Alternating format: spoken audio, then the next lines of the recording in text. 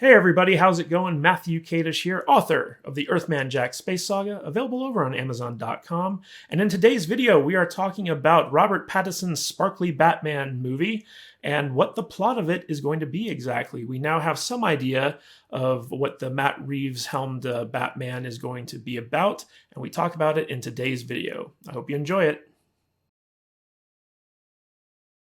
Let's move on from Marvel to some DC news, shall we? Basically, I found this article which reveals the plot for Robert Pattinson's The Batman. Now, there are no spoilers here, so you guys don't have to worry about that. I'm just going to read through this article real quick and then get your thoughts on what the proposed story of The Batman is. And essentially, it's basically they're going to focus on a murder mystery as opposed to something a little bit more superhero-ish. So it's going to be kind of more like The Dark Knight in the sense that it's going to be more grounded, more of a kind of like a crime drama.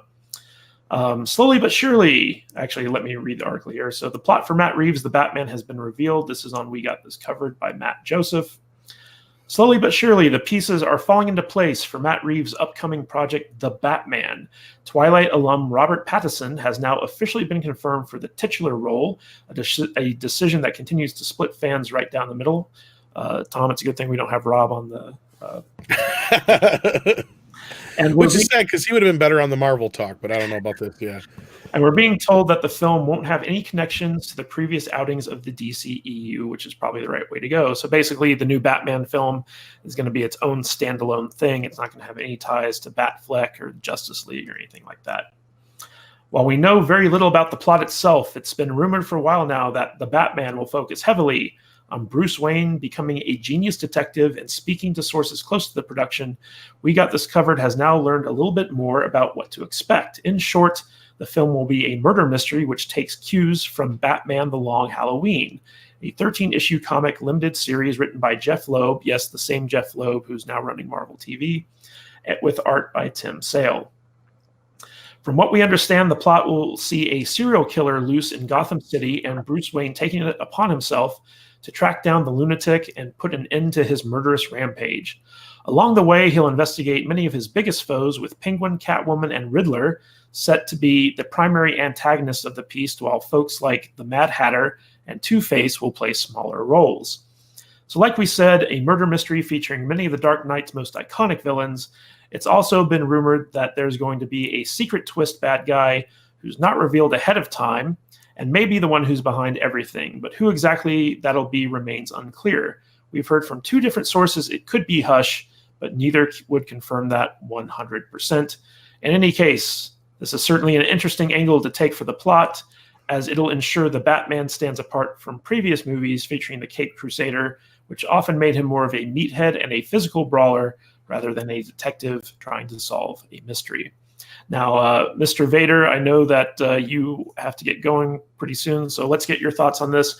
What do you think of the plot of The Batman, the sparkly Batman movie, being geared towards a murder mystery? Sounds pretty good to me. I mean, I would love to see a movie like this. It's more... I don't know what the word I'm looking for is. Less generic. Yeah, I guess so. Bring it, man. I'm all up for a new a reboot of this series with a detective Batman and a less physical one. Even though I'm sure we'll get plenty of the cool fights and gadgets and stuff too. But yeah, I think it'll be great. Well, it definitely sounds like this is not a horror or an origin story. Yeah. What do you think of Robert Pattinson as Batman? I'll admit, when it first got out there, I was kind of chuckling at the sparkly Batman memes, but I think he'll be okay. I mean, I'm not going to judge the guy because I haven't seen the dude play the role yet. So, I mean, everybody thought Michael Keaton was going to be terrible too back in the 80s, right? So let's see how he does. All right, so Mr. Road King, what do you make of the sparkly Batman murder mystery? Is this something that you think is a good direction for the franchise? You know, my first thought is, what the hell are they doing? I mean, the DCEU is just completely in disarray. It's like, okay, this movie's not connected. This one is, all that. I'm really kind of curious where they're going. I mean, I liked what they've done previously. I mean, there's certain outings that were awful, of course, Justice League, and I didn't like Batman versus Superman, but there's some others that have been pretty good. Ben Affleck in the cowl was great. Outside of it, not Bruce Wayne. So I like the idea of a murder mystery. That's a big part of Batman, and something they haven't really explored yet. I've been waiting for that. I mean, we saw it. I watched The Dark Knight the other night, and it's a little bit in there, but to really get into the depth of it, and I want to see how serious they take it, because that's kind of a thing. Are they too serious? Not serious? I don't care if they're too serious. This type of story lends itself to a very close to the vest Batman, which could be really cool. As far as sparkly Batman Pattinson, you know, I'm kind of in the arena of that. Yeah, I'm not exactly sold. Once I see him, I'll believe it, and if he's going to win me over, it's going to take something. But there's hopefully he can pull it off. The physicality of Batman, it's important to me. I mean, we look at Affleck in the cowl, that was done right.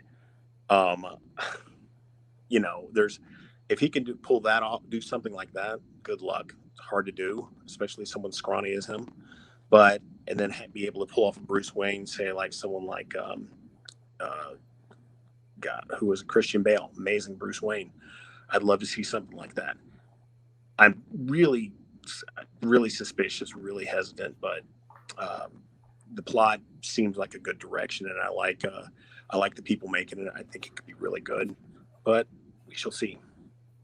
Yeah, Tom, it's been rumored that The Long Halloween is kind of going to be the source for a lot of different Batman movies for some time now. I know that Christopher Nolan drew on it when he was, making his trilogy, and this seems to be kind of following that trend where I don't know if you ever read The Long Halloween. I think it's kind of overrated personally, but this sounds more like Hush. Yeah, I mean, like there are probably going to be elements of that too, but The Long Halloween was a big thing because it was a big murder mystery type right thing. And the element of Batman being a detective and that thing where basically all of his rogues gallery were suspects. So it's going to basically be Mask of the Phantasm again? I don't know. I mean, well, I got to say first to Steven, why so serious? He kept saying about it being well serious. Played. As far as what, not to throw him under the bus because he just left, but to what Matt Vader said about, yeah, everybody said the same thing about Michael Keaton, but they also said it about just about every other Batman up through Ben Affleck, of course. And sooner or later, we got to be right about one of them, is what I'm trying to say. So, the odds are not in his favor in this instance, because let's put it this way. Ben Affleck did a pretty badass job as Batman. I mean, that's going to be a tough one to follow. That's my sparkly. I haven't seen him in enough stuff to really comment otherwise.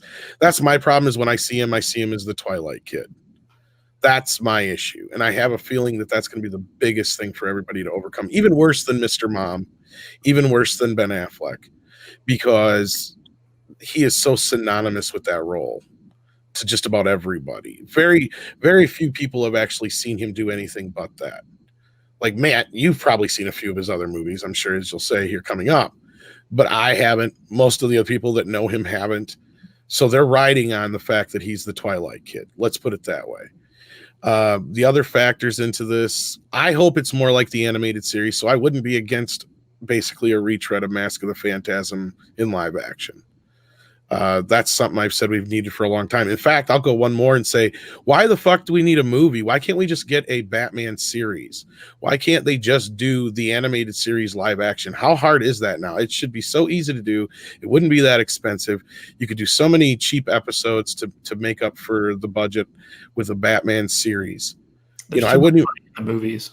That's the problem, is Warner Brothers and DC rely way too much on Batman. And you have the other side of it, on TV side of it. I'm sick and tired of my Batman and Superman shows not having Batman and Superman in them. You know what I mean? I have no interest in Krypton. What was that, Steven? You said, Yeah, what'd I you say, said, Steve? right? You know, I mean, it's like, where the hell are these guys? yeah, it's like, I know, I'm not surprised Krypton got canceled. Who wants to watch a Superman show without Superman? It makes no sense. But anyway, yeah, I'm excited to see what they do with some of these new characters, or these characters in new incarnations. We got to reiterate, though, we got it covered was the same people who were saying they were going to gender swap the Penguin, I believe. So we got to really take whatever they say with a grain of salt. Their track record is not turning out to be the greatest yet, because I noticed they're kind of new on the scene, and a lot of stuff we reported them has turned out to be nothing but bullshit. So not to put it bluntly, but so definitely take this with a grain of salt. But this sounds in line with what we've heard, and I love Matt Reeves as a filmmaker. I've loved his 2 8 movies, so I ever since he's been announced to be a part of this, I've been on board with it.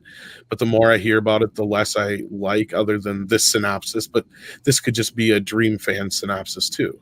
As I said, it sounds an awful lot like, you know, the Batman animated series, where he was the world's greatest detective.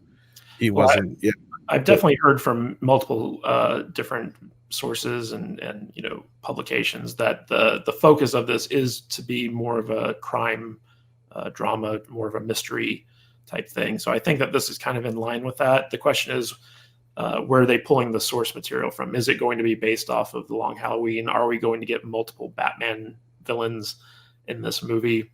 The thing that disappoints me the most is that they do seem to be abandoning the whole shared universe thing going forward with the DC superheroes, where they're kind of like in their own little categories. I'm not surprised. They said they were gonna.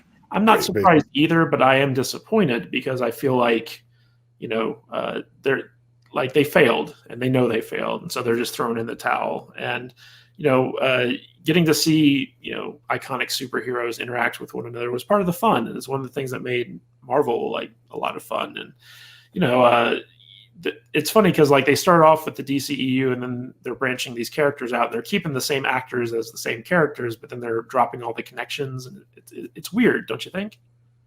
Well, I have a feeling we won't see Henry Cavill back, or Cavill, however you say his name. So that, I mean, obviously Affleck's gone, so that's never going to happen again. The only reason they're keeping Wonder Woman and Aquaman is because those are the only 2 that have actually worked with audiences. That's why. and to disconnect them from the rest, I really don't care, because I didn't really care for the first Wonder Woman movie. I have high hopes for the second one being much better, because Snyder is nowhere near this one, because I feel like a lot of the issues I had with the first film had him written all over it. So I don't know how you felt about it. You know, they still have Shazam, and they kind of teased. Oh, Shazam, I love Shazam. Crossover there. They acknowledged Aquaman in Shazam. They also apparently the Flash movie still going. Well, forward. I don't have my connection like I used to Warner Brothers, like I said, but I do recall the plan being that they will still do connected movies, but they'll have the separate universe, and that's where this Joker project is kind of key, is to show everybody we're having separate things go on here. And that's a big thing they're pushing on the CW shows too, is the multiverse thing. So everything kind of takes place in the same multiverse. Is kind of their what I kind of heard through the grapevine was their mentality over there, to where it's not like everything's really disconnected so much, Matt, as it's just they can connect at any point they want to, if they want to have fun with it. But this doesn't make it to where everybody's so boxed into the Snyderverse or whoever's in control at this time. You know what I mean? Yeah, and we don't even know if the Pattinson's Batman is meant to be the younger version of Affleck's Batman at this point. According to this, it's not, and I've heard basically this is supposed to be a fresh boot. This is, from what I heard, it's supposed to be a fresh reboot. But then it makes you wonder, like, well, how does the Suicide Squad sequel fit into all this? You know, from what we've heard, not much. Yeah, I mean, like that's still kind of in the thing. Steve, did you have anything to add? Yeah, well, yeah, I mean, that's the whole thing. That's why I was asking, what the hell are they doing? It's like, okay, this guy's over here in his own universe. This guy's over here in his own universe. These guys are no longer in their universe. The whole thing seems like a mess. And they, you know, I did feel like they kind of threw in the towel. You know, someone said earlier that it makes sense. I mean, we've got a huge issue sitting there. That's this whole thing they've got to unpack. And I have no idea how they're going to do it. Hopefully they do a good job and they start producing, you know, better movies. And, you know, it's interesting because they did this whole thing with, you know, this Justice League movie and I'm really interested in seeing Snyder's cut of it. I was never on board with Joss Whedon jumping in. I mean, I hate to say it. I'm maybe in a minority opinion, but I thought the first two Avengers were, I don't think they hold up too well. I think they're both kind of boring story-wise, and I thought they kind of crappily put together. I mean, I felt Marvel course corrected really well, but he seemed to be the common thread there. And this Justice League, whatever he did to it, it didn't work. I mean, so I think if they've got this whole thing they've got to put back together, and it's in pieces right now. And I just hope they can do something with it. I mean, I liked Aquaman somewhat. I liked Wonder Woman somewhat. I thought Shazam was a lot of fun, and hopefully they learn how to grow from it, because right now they're just getting slammed, I think. The most interesting thing about the DCEU right now to me is the shakeup behind the scenes. And basically, I think that when Zack Snyder was running things, you also had the head of Warner Brothers, which was Kevin Tujahara, and Warner Media was still kind of like divided into its own separate kingdoms, where you had HBO off doing their thing, you had Turner Networks doing their thing, you had Warner Brothers doing their thing. And so there wasn't a lot of like kind of cohesive leadership going on there. And yeah, that's what I heard. Once Snyder got removed, once Tujahara got kicked to the curb, because we now have a new CEO of Warner Brothers, and once AT&T took over, and now they're kind of taking these three separate divisions and combining them into one. I'm wondering how that leadership structure is going to affect DC movies going forward, because it feels like they're removing a lot of the roadblocks and a lot of the people behind the scenes that were the problem, and they're really trying to course correct on this stuff. Tom, do you have any thoughts on that? It might be one of the few areas where AT&T might do good for Warner Brothers, is they'll kick them in the ass and tell them to get this fixed, because it is such a big deal. It's really one of the crown jewels they have at Warner Brothers is the DC catalog and the IP, or however you want to put it. It's just, it's fucked up what I heard. Not to get too like, I can not necessarily confirm what you said, but I can, what's the word I'm looking for? Imply. A lot of the shit I heard was just what you said, is that there was no real leadership. Everybody had their own little division. Everybody knew AT&T was coming in. They were spending money like crazy because they knew that the bill was going to get picked up by AT&T, and everybody was running around like chickens with their heads cut off because they didn't know what the fuck to do, because this thing was bleeding money left and right. And I hate to break Steven's heart, but I don't think there really is a true Snyder cut of the Justice League film. And I don't know if you watch Midnight's Edge, but Matt might have seen the video that Andre dropped while I was out in Vegas, actually, with you hanging out. And he basically gave his reasons why there'll never probably be a true Snyder cut. And that was because Joss Whedon was brought on way early, to where his version was already going to be out the window before it even started. So whatever version we do see someday down the road, which is probably going to be 20 years down the road, 10 years maybe, will be just kind of a cobbled version of both, kind of like the Richard Donner version of Superman 2. I don't know if you know what I'm talking about.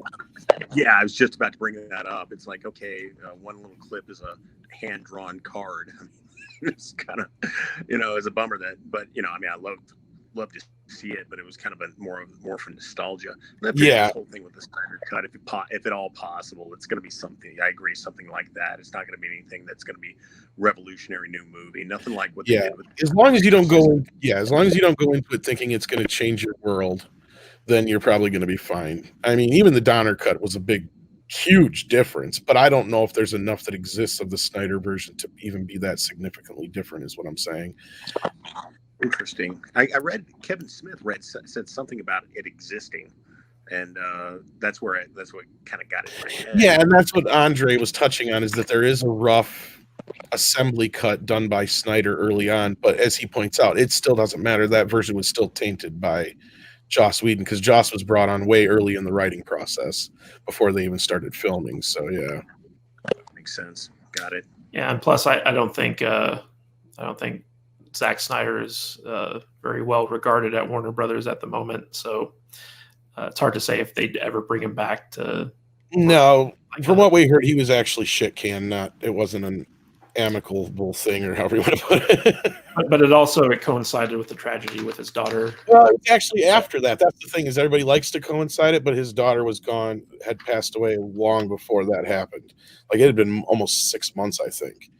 So it was kind of like one of those things where they made a lot of excuses on both sides just to be able to use that as an excuse to get rid of him. Yeah, so I doubt that just because of that reason that we're going to see anything in terms of this. Yeah, the tragedy inside of it all is really going to be the thing that, like, it's going to really hinge on. And like Andre pointed out in his thing, at this point right now, the last thing they want you to do is see a version that could very possibly make them look bad. Yeah. Oh, So yeah, I don't think so. that's the main reason we won't see it. And we've heard, like, there was this report, I can't remember the guy who did it, but he said that basically Warner Brothers' whole MO right now on this is to deny existence, tell the people whatever they want to hear, but in the process know that it's never going to happen because they're just a bunch of idiots, basically, is the way they're treating us as fans. And I don't even want to see, I'm not even a Snyder fan. I would love to see it just out of morbid curiosity. I don't want to see it just because I'm a fan or anything like that. But yeah, I get where you're coming from, though, Stephen, as a fan. And I understand why people liked those versions. And I liked portions of those versions. But it was just, yeah, otherwise it was just a horrid mess, in my opinion. Well, yeah, and I agree with that. I mean, I think it started off well enough. I mean, and I think Matt, we kind of agreed. And when we saw it, Man of Steel, I actually liked it. I really liked it. But then after that, I felt like it just went right off a cliff.